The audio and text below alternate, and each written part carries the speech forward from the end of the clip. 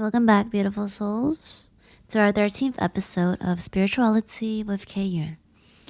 Today, I want to talk about now and how we need to start our work or our journey today.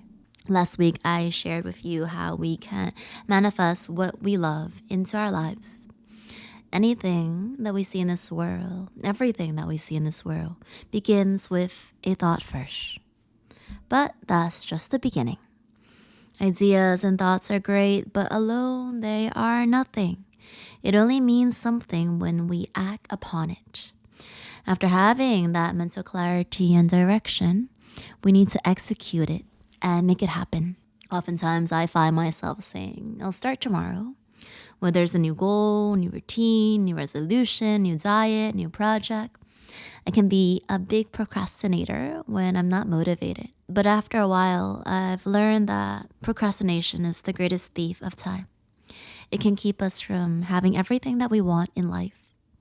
If we love life, why should we procrastinate all our time away? Although I've been giving mental and spiritual wellness talks for a few years now, it actually took me a long time to finally get this podcast running. I would have many ideas on how to start, what to talk about, when to release the first episode, but it didn't actualize until just about 3 months ago. Even now, there are weeks where I would feel lazy and uninspired, or sometimes I'm just too busy teaching and have a lot on my plate. During these times, there's nothing more that I want than to procrastinate on recording a new episode. So whenever I find myself stuck in this tamasic cycle, which is a lazy, dull, or ignorant state of mind, I would ask myself, if not now, then when? I would remind myself that if anything's worth going for, it's worth going for in this moment. There's no reason to wait or delay, as now is as good a time as any. As a matter of fact, yogis believe that now is the only time. This always inspires me to take action now.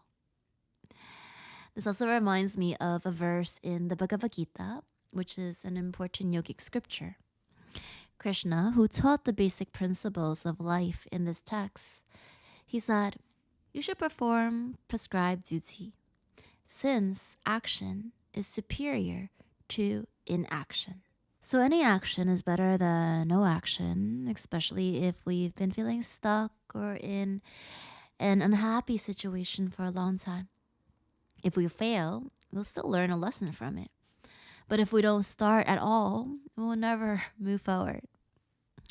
As a perfectionist, I used to always wait for the perfect time, perfect person, perfect place, perfect situation, perfect life, and so on. If it's not perfect, I'd rather not have it.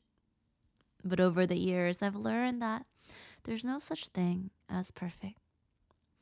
Therefore, the pursuits for perfection actually prevents us from starting anything at all. If we wait around for the moment when everything, absolutely everything is perfect and ready, we will never begin, as there's no such thing as perfect in this material world.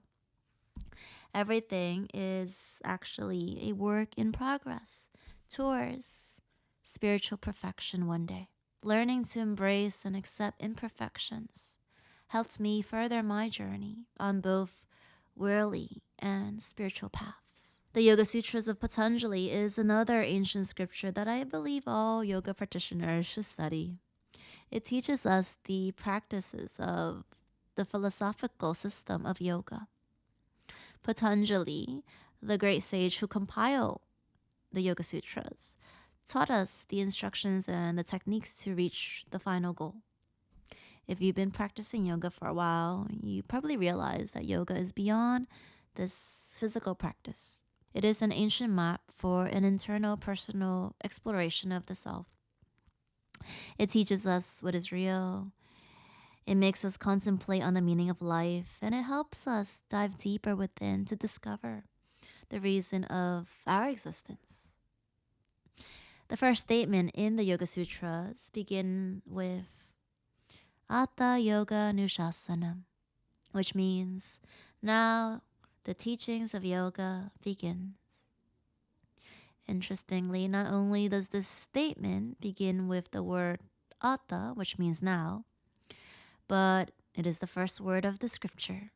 The suspicious word ata calls our attention to the fact that a teaching of great importance is about to be given right now, in this present moment, not the past, not the future. This is great because when I first read this book, I instantly felt connected to the teachings. And although I wasn't completely absorbed in it at first, I knew in the back of my mind that there was a reason why I came across this scripture.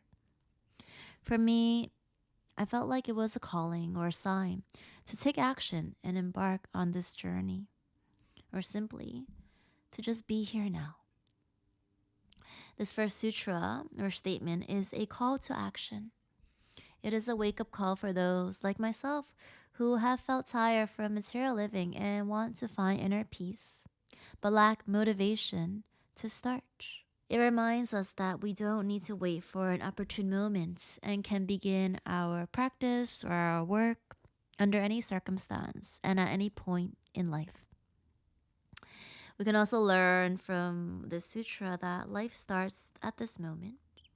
We see and experience many things that appeal to us, but we're unable to enjoy fully because we aren't present or perhaps we haven't even started living. This leads me to another question that I find myself contemplating on at times. Am I just living or am I truly alive? A wise priest once said to me, "You smile, but you're not really happy. You ask, but you don't want to know. You talk, but you aren't saying anything. You laugh, but you don't find it funny. You cry, but it doesn't even help. You wake up, but you're not really alive.